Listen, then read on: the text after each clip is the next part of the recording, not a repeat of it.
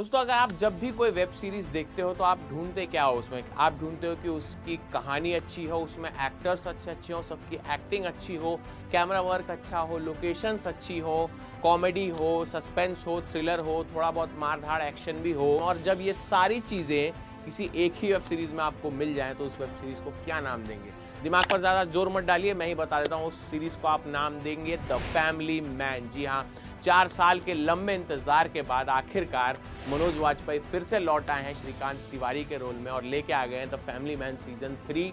और कल रात को 12 बजे जब ये रिलीज हुआ तो यकीन मानिए मैंने 12:02 पे से स्टार्ट किया देखना, और जब तक ये खत्म नहीं हो गया मैं स्क्रीन के सामने से उठा नहीं, क्योंकि इतनी ज़्यादा एंगेजिंग ये बनाई है। और इसे देखने के बाद कह सकता हूँ एक लाइन में कि भाई पिछले 2 सीजन्स का ये बाप है। पिछले दोनों सीजन से ये बहुत ज़्यादा बेहतर बनाया है ये वाला सीजन।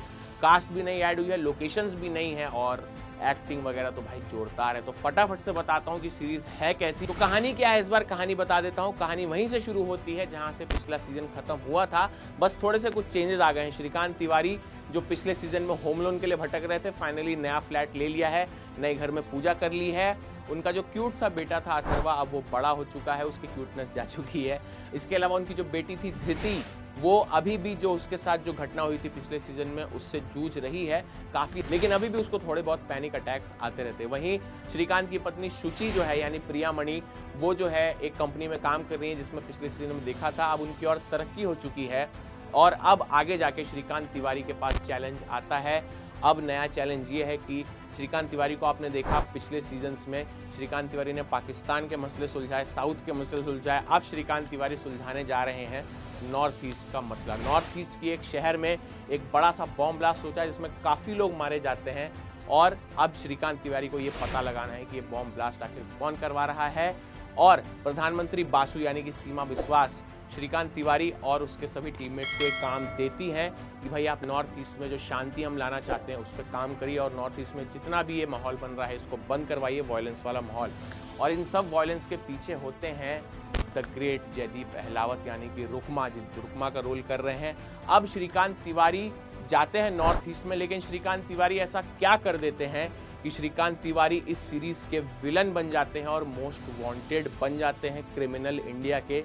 पूरी दुनिया की पुलिस और इंडिया की पुलिस उनके पीछे पड़ जाती है। ऐसा क्या कर दिया श्रीकांत तिवारी ने कि वो फैमिली मैन सीजन 3 में सस्पेक्ट भी बन गए और वांटेड भी बन गए, हीरो भी वही बन गए, विलन भी वही बन गए। तो ये जानने के लिए तुरंत से Amazon प्राइम पे जाकर के सीरीज देख डालिएगा, और गारंटी दे रहा हूँ कि भाई हिल नहीं पाएंगे स्क्रीन। एक्टिंग की बात करें तो मनोज वाजपेयी भाई साहब पूरी तरह से जान डाल दी अपने कैरेक्टर में। इस सीरीज के बाद आप मनोज वाजपेयी के फैन तो होंगे ही और डाई हार्ड फैन हो जाएंगे। साथ में ही जयदीप अहलावत को देखना किसी ट्रीट से कम नहीं है।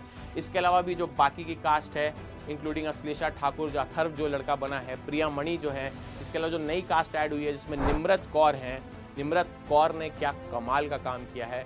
उनकी एक्टिंग की रेंज यहाँ पे नज़र आती है। एक सीन मुझे याद आ गया सीरीज से जहाँ पर वो एक गालियों भरा डायलॉग बोलती हैं, तो अगर उस गाली को नज़रअंदाज कर दें तो उनकी एक्टिंग की रेंज हमें उससे पता चलेगी कितनी गजब की एक्ट्रेस हैं। जयदीप अहलावत जो हैं एज अ विलन बहुत शानदार लगे हैं। मनोज वाजपेयी के साथ एक इतना तगड़ा विलन ही होना चाहिए था अगर मनोज वाजपेयी जैसा हीरो सीरीज में काम कर रहा है तो।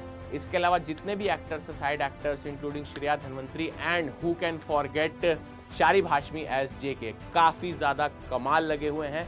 इसके अलावा अब आपको पता चल ही गया होगा तो छोटा सा स्पॉइलर दे रहा हूँ कि भाई इस फैमिली मैन सीजन 2 में फर्जी जो सीरीज थी उसका छोटा सा क्रॉसओवर किया गया है, और विजय सेतुपति का इसमें आपको शानदार कैमियो रोल देखने मिल जाएगा। इससे ज़्यादा जो है डिस्क्लोज नहीं करूँगा क्योंकि इतनी सारी चीज़ें हैं इस सीरीज़ में कि आपको देखना ही पड़ेगा। तो राइटिंग और डायरेक्शन की बात करें तो राज एंड डीके के फैन मैं तो पहले से ही था, अब आप भी हो जाएंगे। क्या ज़बरदस्त डायरेक्शन है, ज़बरदस्त राइटिंग है, साथ ही सिनेमाटोग्राफी जो नॉर्थ ईस्ट की लोकेशंस पे की गई है दमदार है, शानदार है, जिंदाबाद है। तो अगर इस सीरीज को देखने के बाद हम कहें कि भाई जितने भी वेब सीरीज बनाने वाले लोग हैं including Indian industry and Hollywood also, cinematography, writing and direction आप राज एंड डीके से सीख सकते हैं। तो ओवरऑल अगर बात करूं कि सीरीज देखें या नहीं देखें, तो नहीं देखे का तो सवाल ही नहीं उठता भाई, तुरंत से जाके देखिए। ऐसी सीरीज बहुत कम बनती हैं और जैसा मैंने पहले बताया कि यहाँ पे हर एक फ्रेम एक मास्टर क्लास नज़र आता है।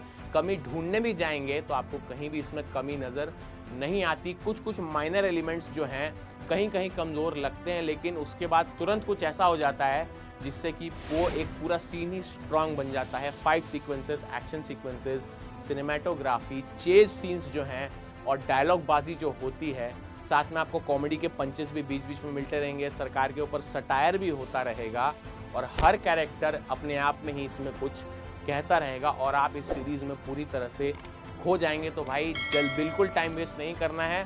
श्रीकांत तिवारी लौट चुके हैं, जाके देखेगा अमेजॉन प्राइम वीडियो पर तुरंत से द फैमिली मैन सीजन 3। मेरी तरफ से इस सीरीज़ को 5 में से 4.5 स्टार्स।